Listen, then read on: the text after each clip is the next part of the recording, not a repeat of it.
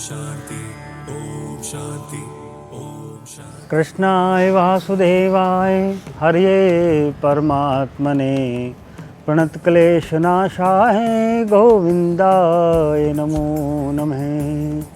श्री कृष्ण गोविंद हरे मुरारी, हे नाथ नारायण वासुदेवा। बोलो श्री कृष्णचंद्र भगवान की जय। नमस्कार मित्रों, आज हम जिस विषय को लेके आपके समक्ष प्रस्तुत हुए हैं वह विषय है श्राद्ध और उसका महत्व। श्रद्धायाम इति श्राद्धम, श्रद्धा से पितरों के निमित्त किए जाने वाले कार्य को श्राद्ध कहते हैं। और श्राद्ध में अपने पितृ ऋण से पूर्ण होने के लिए भारतीय संस्कृति में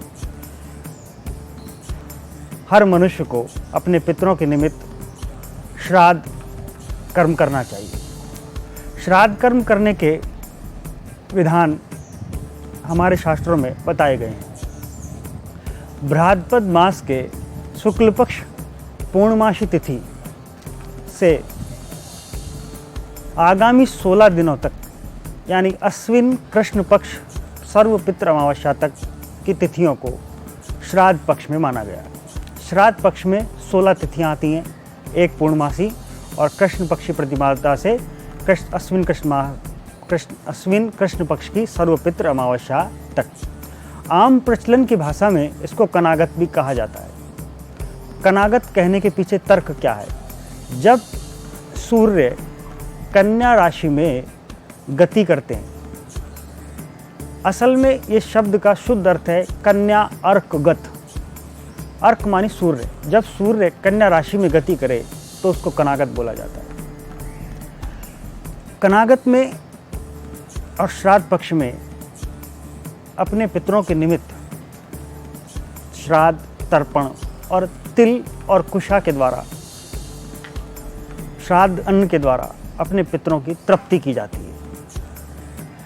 श्राद्ध मुख्य से कई प्रकार के होते हैं। नित्य श्राद्ध, नैमित्तिक श्राद्ध, नांदी श्राद्ध, नैमिष्टिक श्राद्ध और पावन श्राद्ध। नित्य श्राद्ध जो नित्य किए जाते हैं वो जल में किए जाते हैं। नैमित्तिक श्राद्ध जब किसी व्यक्ति की मृत्यु हो जाए तो उसके में जो 10 गात्र किया जाता है वो नैमित्तिक श्राद्ध है। नांदी श्राद्ध जब किसी परिवार में शुभ कार्य हो, संतान की प्राप्ति के लिए कोई कामना की जाए तो नांदी श्राद्ध कराया जाता है। पारण श्राद्ध जब किसी व्यक्ति के परिवार में किसी व्यक्ति की मृत्यु हो जाए और निश्चित 1.25 वर्ष या 3 वर्ष के बाद में जब उसको अपने परिवार के समस्त पूर्व के पितरों में शामिल किया जाता है, उसे पारण श्राद्ध कहते हैं।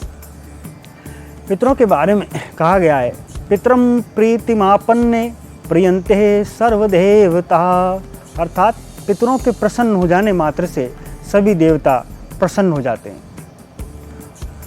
अन्य शास्त्रों में भी पितृपक्ष की विशेष महिमा कही गई है। अतः पितृपक्ष में अपने पितरों के निमित्त श्राद्ध करना भारतीय संस्कृति का एक मूल आधार है।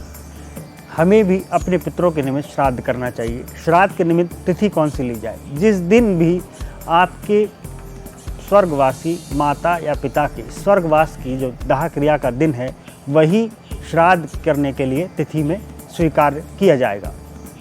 दूसरी बात, श्राद्ध पक्ष में किस तिथि को ग्रह किया जाए? श्राद्ध पक्ष में शास्त्र का मत है, जिस दिन जिस समय पर जो तिथि आएगी वही तिथि श्राद्ध में स्वीकार होगी। श्राद्ध पक्ष कर्म में श्राद्ध कर्म वाले दिन आप एक दिन पूर्व एक ब्राह्मण को निमंत्रण दें। ब्राह्मण को अपने घर पर बुलाकर ब्राह्मण के द्वारा तर्पण और यजन करवाएं। काले तिल मिश्रित जल, जौ और कुशा के द्वारा तर्पण पिंडदान करवाएं और फिर ब्राह्मण को भोजन करवाएं। ब्राह्मण के भोजन के द्वारा ही आपके पितृ प्रसन्न होंगे और आपको आशीर्वाद देंगे, और पितरों की कृपा से ही आपके जीवन में सुख, सौभाग्य और समृद्धि की प्राप्ति होगी। इसी के साथ मैं वाणी को विराम देता हूँ और हमारे आगे के क्रम में श्राद्ध पक्ष में विशिष्ट प्रकार के उपाय बताए जाएंगे और क्या गया श्राद्ध करने के बाद हमें श्राद्ध करना चाहिए, इसके बारे में भी हम आपको बताएंगे।